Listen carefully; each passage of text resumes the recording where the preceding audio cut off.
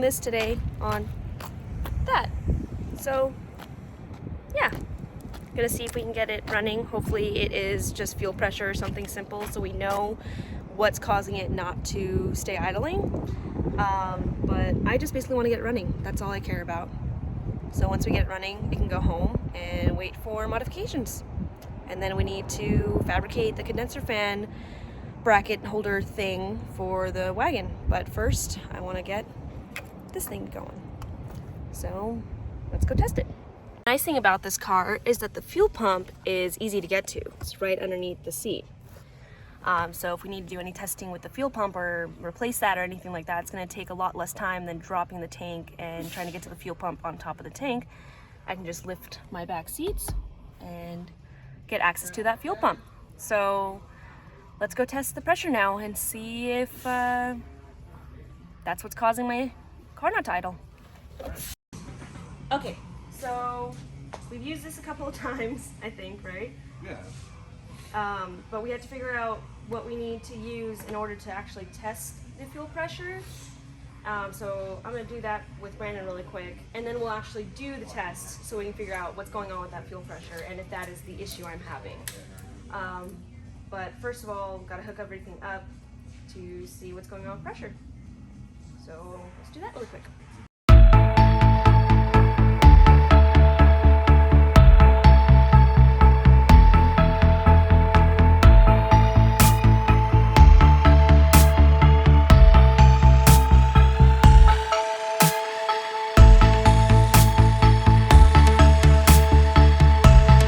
So we discovered this little hole, and might be my math issue, being that it's after the math, or could be causing a math similar issue. So Brandon's gonna weld this hole up after we figure out the whole fuel pressure situation. We put this little valve in with a washer, and we're gonna turn the key on and see if that's sealed properly, because otherwise that could mess up the test if it's not. So we're gonna go turn on the car really quick, make sure this is sealed properly, and then go from there with the tester. Before we can do that, she's dead, so we need to hook her up really quick so we can actually turn it on. Now that we're all hooked up, let's go ahead and try it.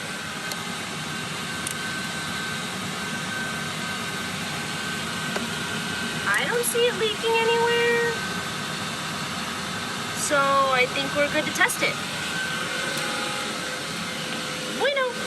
Either the fuel pump isn't working or it does work and it's not leaking. Ah, so already getting information. So because it didn't leak, either the fuel pump is working or it isn't working, and what?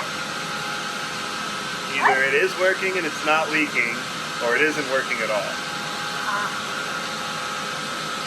All right, so we are now hooked up with the gauge, and we're gonna see what the pressure's at, right?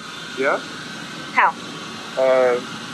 Turn the key on, and we might have to crank it to get the fuel pump to go, but we have to essentially to turn the key on. All right. And that should move. Okay.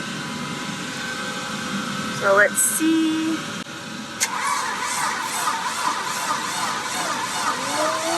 There she goes.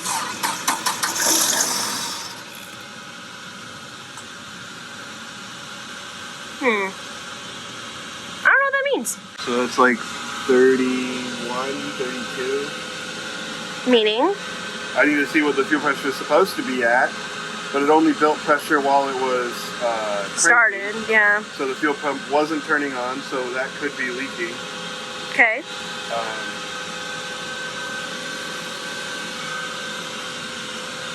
I'm gonna say it's not leaking. Yeah, I didn't think it was. So what does that mean if it's not leaking? I mean, the fuel pump is working. So I just need to see if it's giving it enough pressure. Okay. But obviously it died because the math isn't hooked up. Yeah. Didn't hook up the math because there was no point to. I need a new one anyways.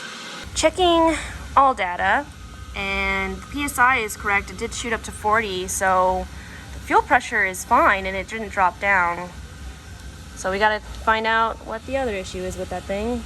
I don't know why when it comes to car things and projects that it's never the simple answer for me. It's always I have to dissect the car and completely take everything apart, and then I can find what's causing the issue. So it makes for great content, I'm sure, for you guys as well, especially if you guys are running into these issues. It's just not fun to deal with for every single car I own. But 'tis the joy of owning race cars, or a car at all. So, because we checked the fuel pressure and pressure's fine, Brandon's going to weld that hole up really quick on the intake tube and see if that maybe helps a little bit. We still know that my math is probably bad, so I still need a new math either way, but that should hopefully help. And maybe my math isn't bad because of that hole. Maybe it'll make my math work. I don't know. Bless you. Is it possible to make my math work with that hole being plugged? Well, yeah, the MAF is supposed to have a sealed engine behind it, and if air is leaking out, it's misreading all of the air reading through or passing through. So it's possible that the math is fine. Yeah. Oh, wouldn't that be nice? Let's go weld a hole.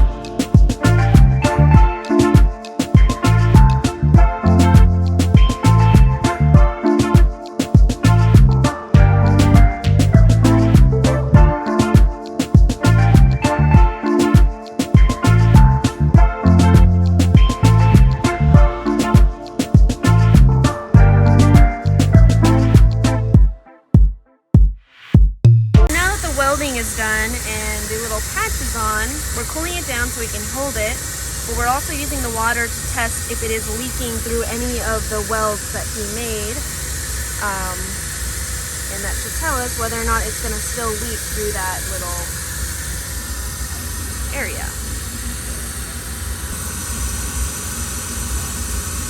Any leaks? I don't see any right now. Alright. So we're gonna get it into there and then try and start her. Now we're all back together, so time to try and start it. Now it's all back together because Brandon forgot to plug that in because he put the battery on it and I couldn't lift it. But anyways, now that it's all back together, now we're gonna start it.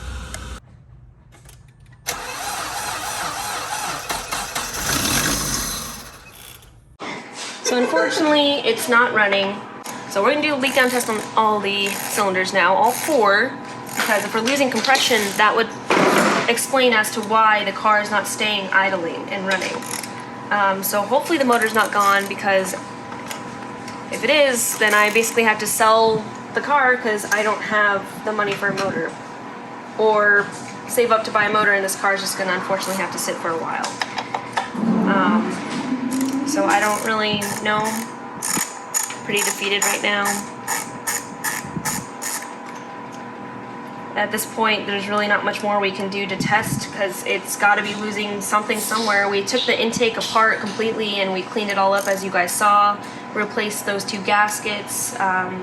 You know, the MAF, we fixed that issue behind the MAF. The MAF, you know, it ran, even with Matt's new MAF I used, it ran and did the same exact stuff, so it can't be the MAF, it shouldn't be the MAF.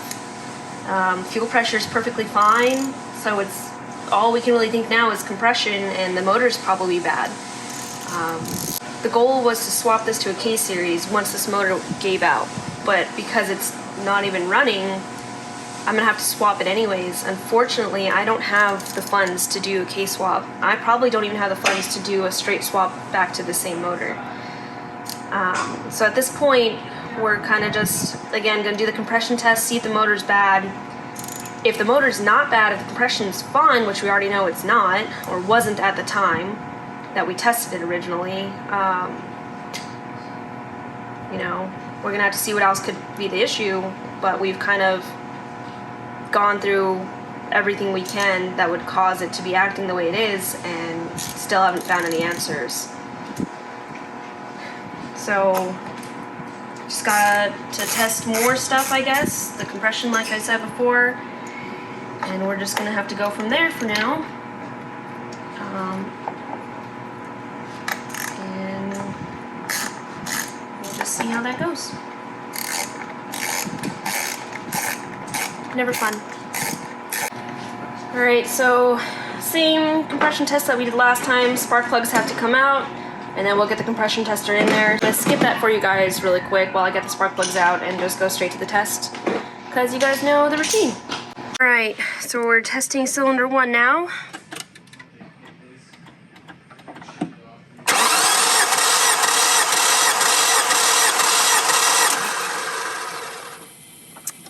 Yeah. What's it say? 150 almost. 150, okay. Way more than 60. Not terrible. Well, no, it was 60% leak down. This is different. What does 150 mean? That's how much PSI this cylinder is creating. Is that good or bad that it's that high? That's okay. What's it supposed to be? 171. Okay. But So are we it's losing minimum, compression? Well, yeah, it's an old engine. Okay. But minimum is 119. So if it's below 119, that cylinder's bad. Yeah. But Okay. it also says that it can't be more than 28 PSI different. So you take all four of them, whatever the highest number and the lowest number. If it's more than 28 PSI, then that could be why the engine's not running. All right, let's do cylinder 2. Cylinder 2. And then you put marble Mr. oil on the cylinders and it's all fixed.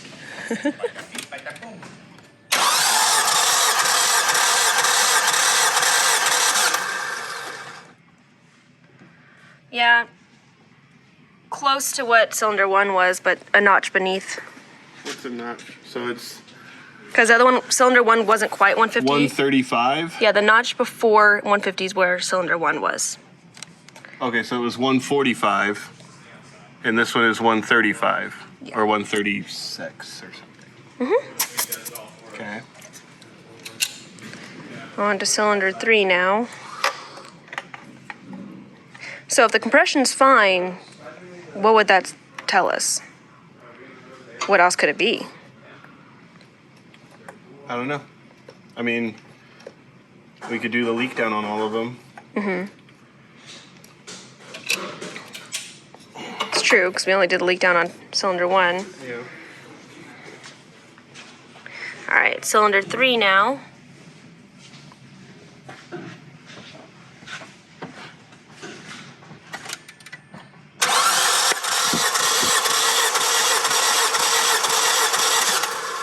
Ooh, cylinder 3 is much lower than the rest.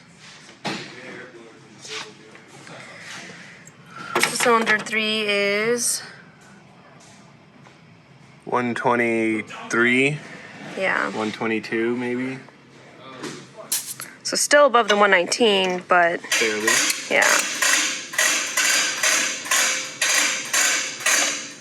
And that one, if you were adding, is 24 PSI off of cylinder 1, which is almost the 28 PSI max Yeah. that they specify, which is always a roundabout guess. So, could be less.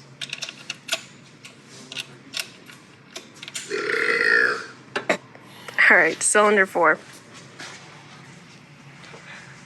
Let's see if this one goes flying again.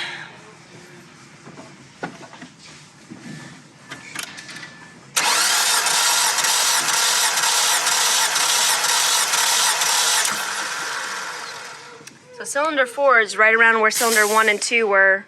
So it looks like cylinder 3 is having an issue. 144. Yeah. I mean, granted, that is,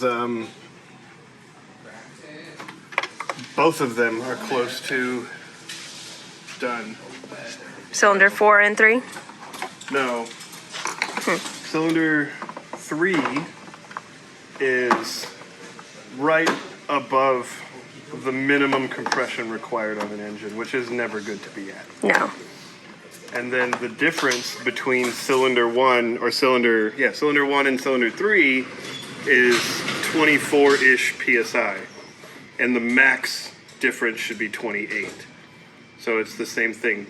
Both ends of the spectrum of this engine is not good. We're really, really close to. So, and the fact that it does run if you give it gas and all that stuff, and if it's at RPM, tells me that the idle portion of it is probably because those cylinders are so low, and cylinder 3 is so low of compression, they're so vastly different from how it is. It just doesn't want to run at low RPM. So what's the next step? Easiest step would be a new engine. Not even worth leak down or anything else anymore? Not even worth testing? We can do a leak down. But is it worth our time? I don't think so. So next step would be new motor. Well, I know we've got a couple of D series laying around. Well, that was a short video, but basically this car's so much for dedicated race car.